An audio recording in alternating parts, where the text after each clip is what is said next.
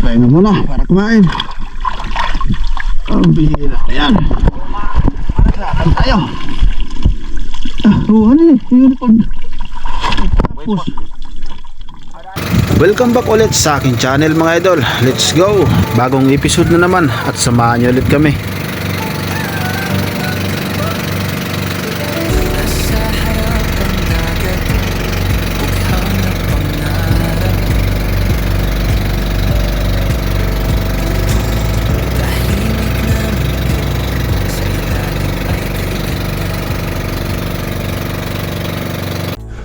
Right, andito na naman kami mga idol sa spot. Oras natin, alas 8. Alas 8 no, ng umaga. Nakaread na tayo mga idol. At baba na tayo.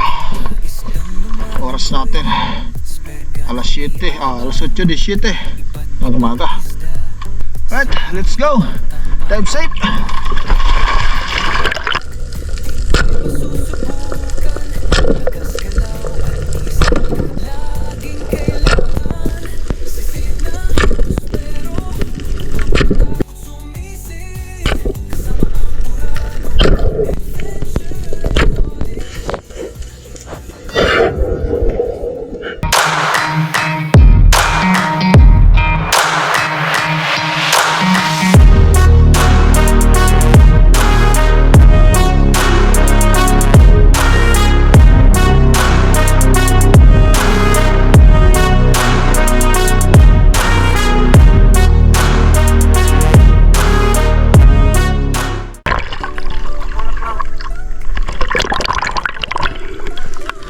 Nakababa na ng bangka kaya nagload na muna ng SG para ready tayo ulit. At bago tayo magpatuloy mga idol, pasubscribe naman ng aking channel at huwag kalimutang i-click ang bell button para lagi kayong naka-update sa mga bagong videos na ilalabas ko dito sa YouTube channel.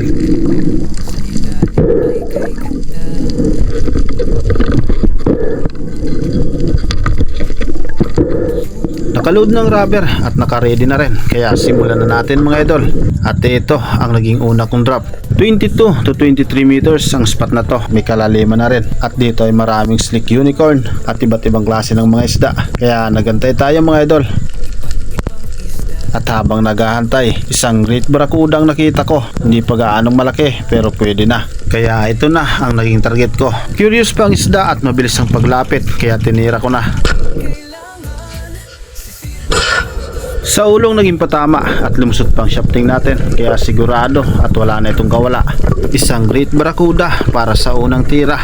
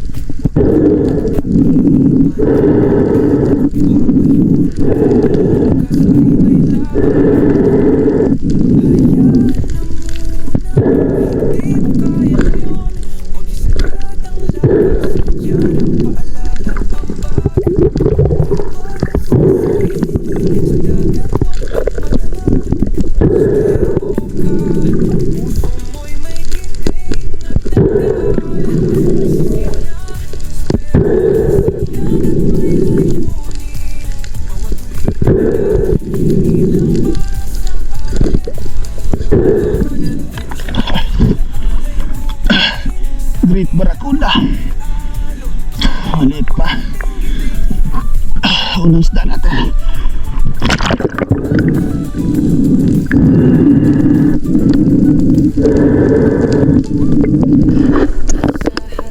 Sa sumunod na drop, dalawang blue spine unicorn naman ang nakita ko, pero medyo mailap na. Sa right side ko naman, merong isang coral trout at malaki na. Kaliwat kanan pa rin ang lingon, baka merong mas malaking isda, pero walang ibang magpakitang malaki at wala na rin yung dalawang blue spine unicorn, kaya itong coral trout na ang naging target ko. Medyo malayo pa ang distansya, kaya dito ay lumapit na ako.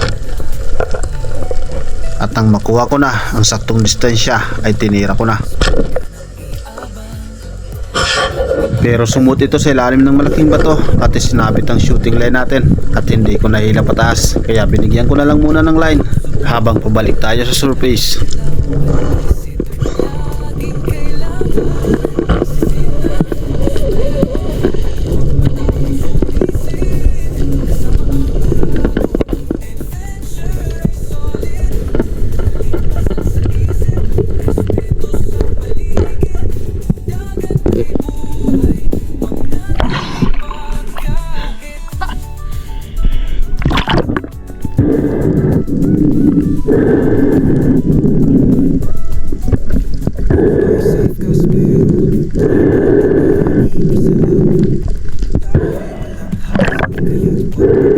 At nang makaipon na ulit ng sapat na hangin ay muli ko nang binalikan ng isda.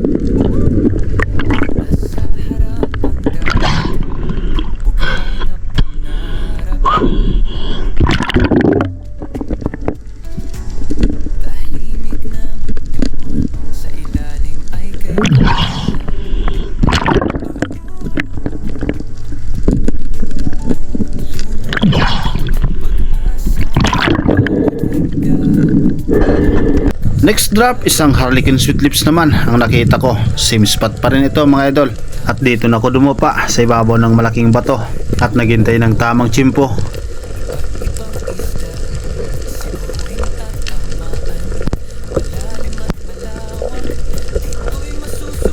At nang makakuha na nga ng tamang tsimpo, dito ay nilapitan ko na sabay tira.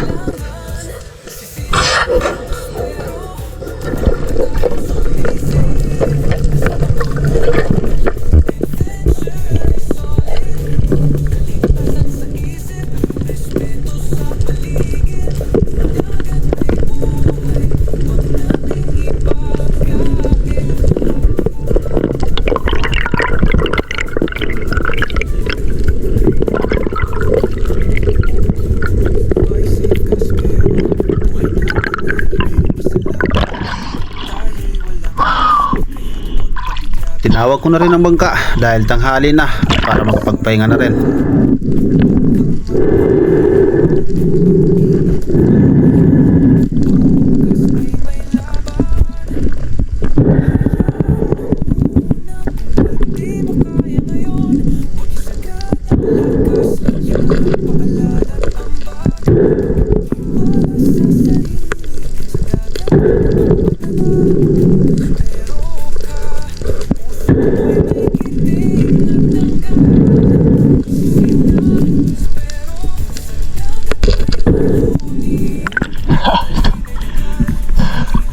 Harlequin Sweet Lips. Pangulam na to. Mura kasi yung isda dito. Ganitong klase 100 per kilo. Kaya iulam na lang natin to. Sarap to sa mga sabaw. At nang may tubo ng isda habang nasa ibabaw ako, isang Blue Spine Unicorn ulit ang nakita ko sa baba. Kaya nagload ulit ako ng SG at muli akong bumaba.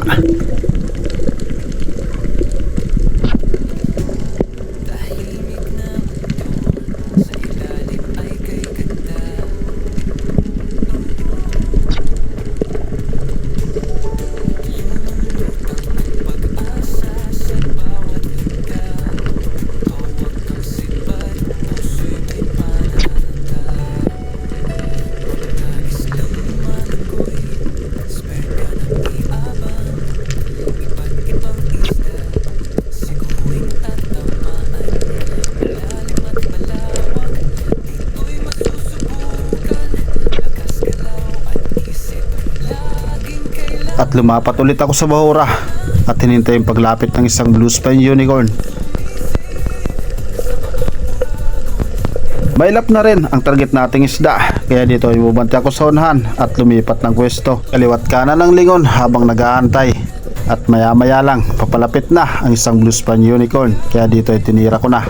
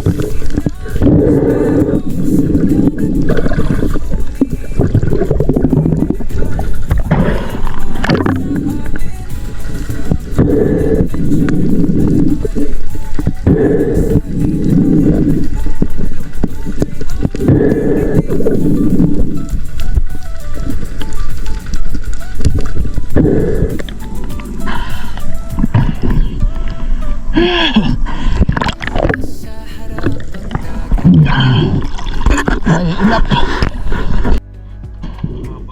Oh. Wala.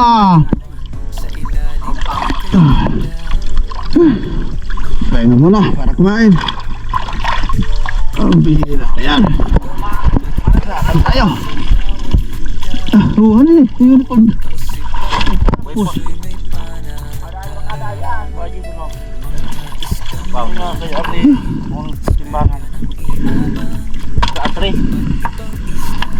Apat na piraso nakuha natin ngayong umaga. Sana makabawi tayo mamaya.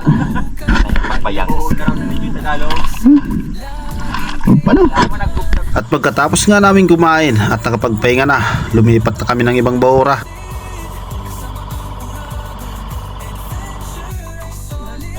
Buwan tayo.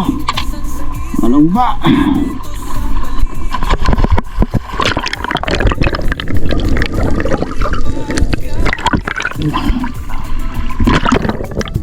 Sa nalipatang bahura, mga blue spine unicorn naman at maraming maliliit na isda. Kaya nang makalapat na, hinintay ko ang paglapit ng mga blue spine unicorn dahil malalaki na ang mga ito.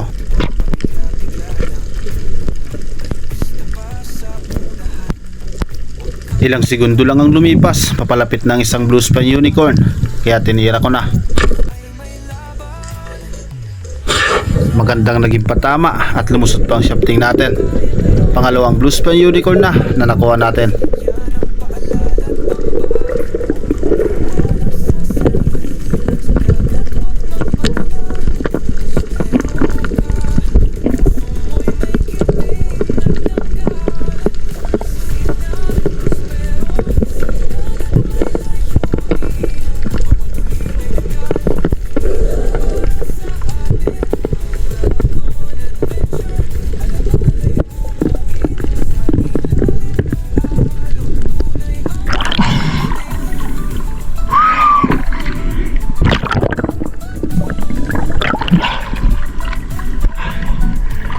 Malaki na.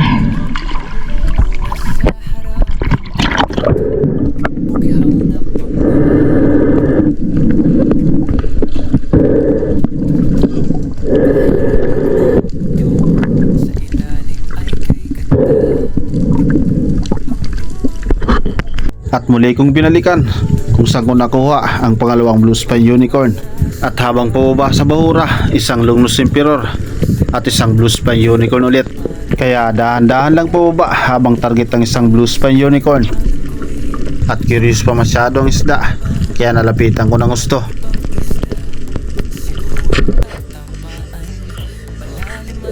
At nakuha nga natin ulit.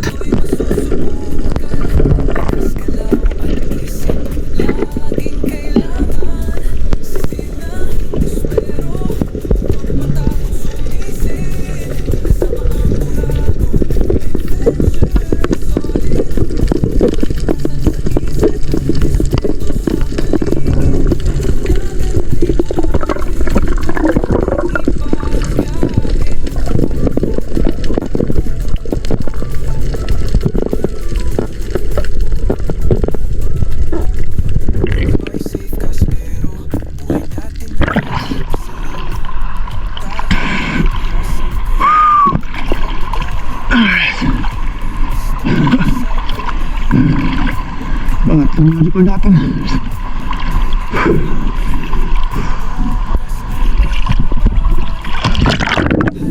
Sa sumunod ko na drop, sinubukan kong tingnan ang malaking bitak sa babang parte ng bahura.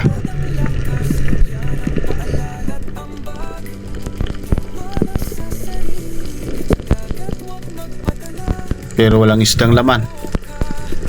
Bumanti pa ng konti at maya maya lang, dalawang brasi tribali ang mabilis na lumapit, kaya kunting pihit ng SG sabay tira. At dahil napakalapit na nga ng isda, lumusot talagang shafting natin, kaya wala na itong kawala at na-secured natin ito.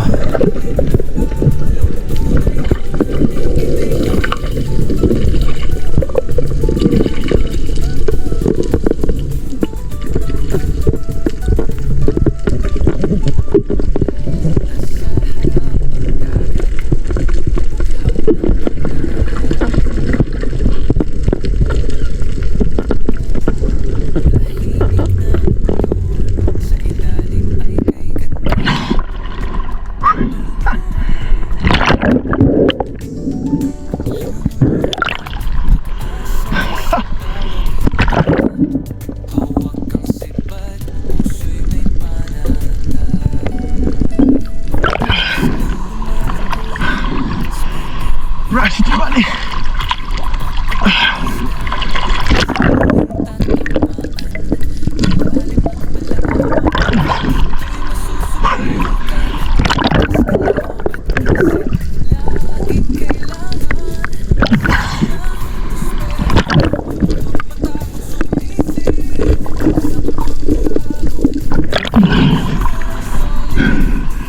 Malaki na.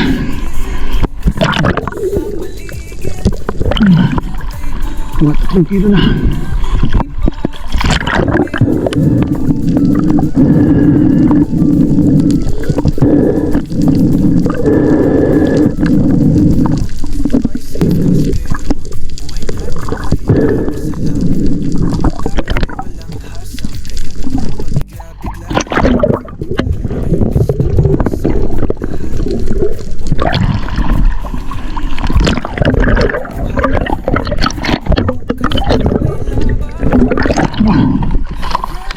Sarne. Oh. Ha?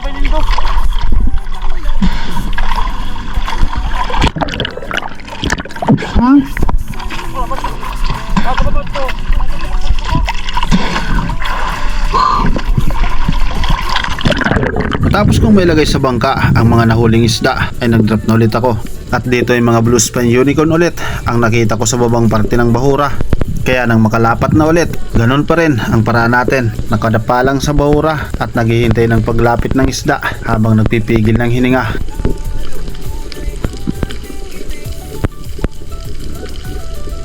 At maya maya lang, papalapit ng dalawang blue spine unicorn, kaya pinili ko na kung alin yung mas malaki at tinira ko na. Pang-apat na blue spine unicorn na nakuha natin.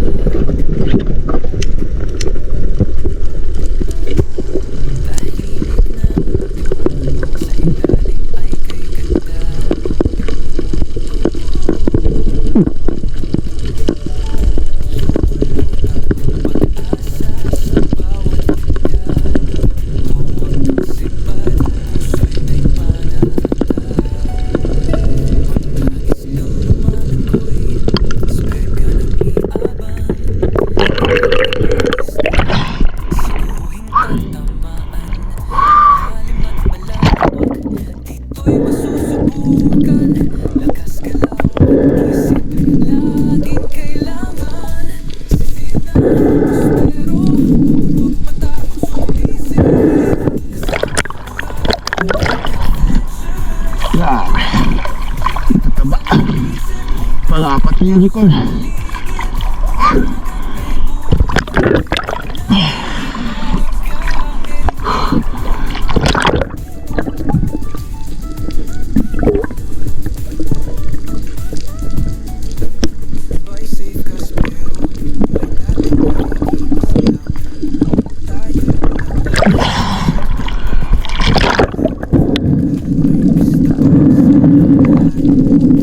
Sa sumunod ko na drop, mabilis ang paglapit ng isang Brasi Trevally, kaya itinuto ko na ang SG at siniguro ko ang patama.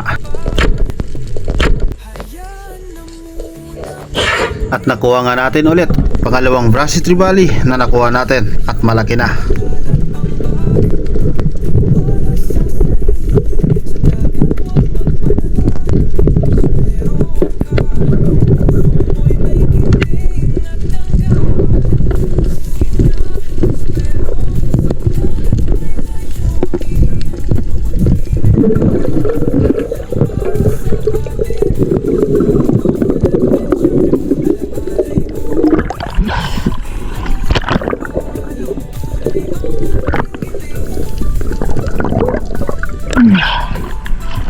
Ayos, malaki na.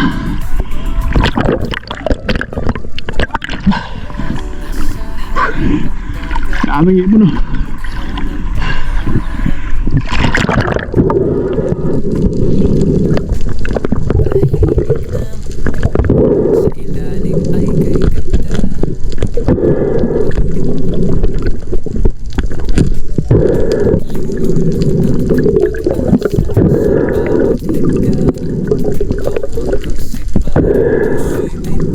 Next drop ulit, dalawang Lugnus Emperor naman ang nakita ko sa babang parte ng bahura.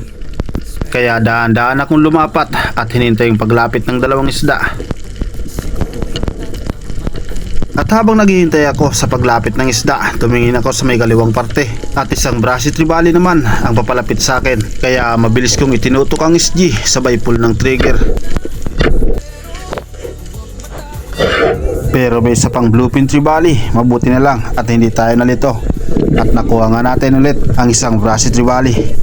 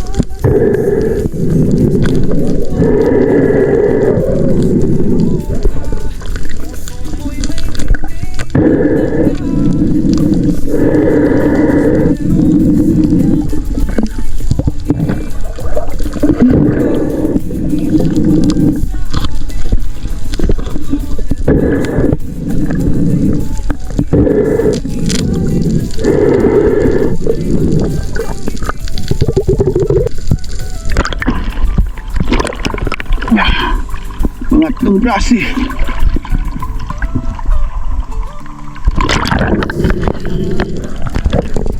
Sa sumunod ko na drop, grupo na naman ng mga Brasi Trevally, pero hindi pa gaanong malalaki.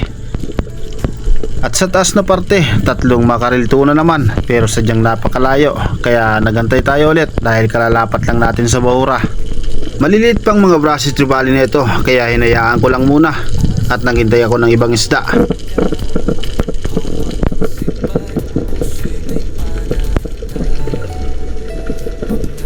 Nandiyan na naman ang mga Brasi Trevally at pabalik-balik lang ang mga ito, pero may mga Lugnus Emperor pa sa babang parte, kaya naghintay pa ako ng ilang segundo pa.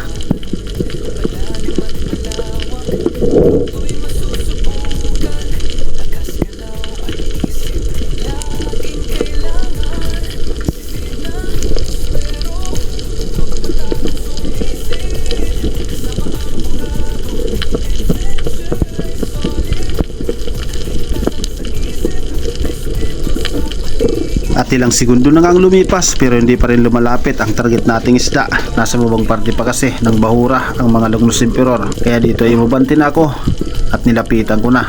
At nang makuha ko na ang saktong distansya ay tinira ko na.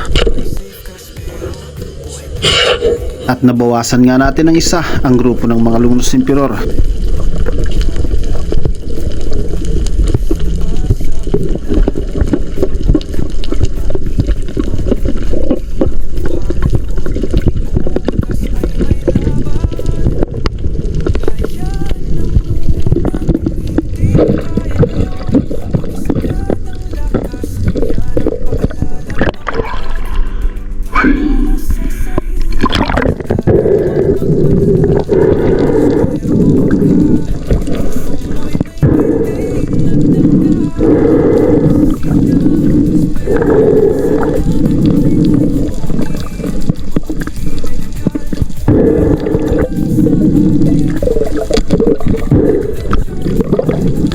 Pagkatapos ko makuha ang isang long nose emperor na ito, tinawag ko na rin ang bangka dahil hapon na at para magpagpahinga na at nang makauwi na rin.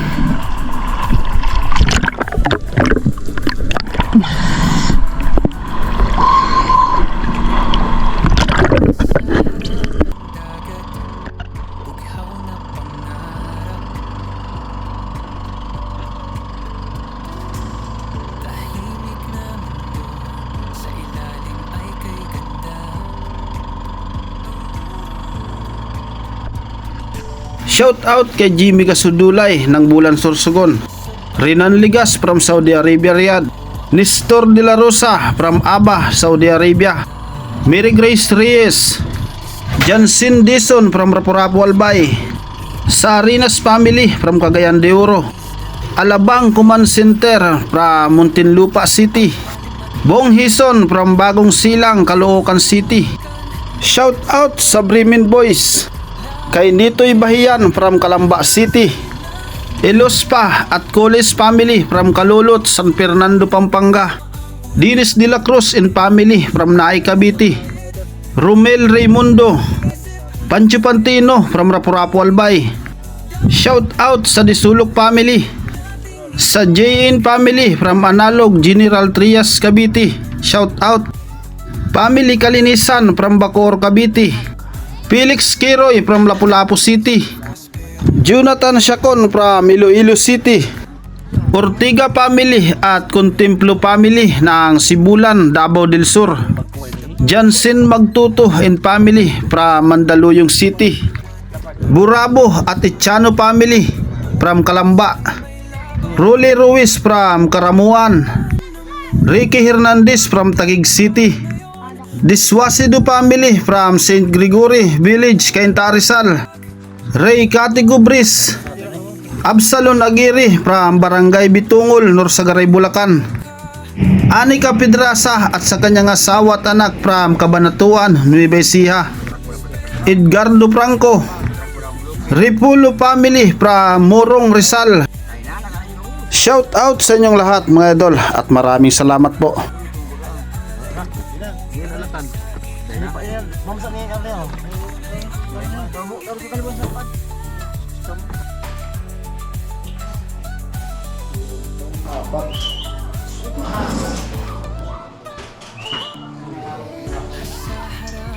Cinco size. 5.6 mangroves natin. Ono siete.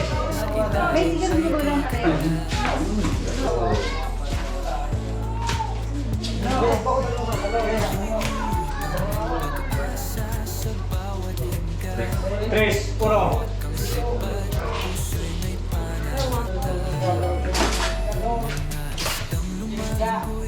Ining ko na niya. Oh,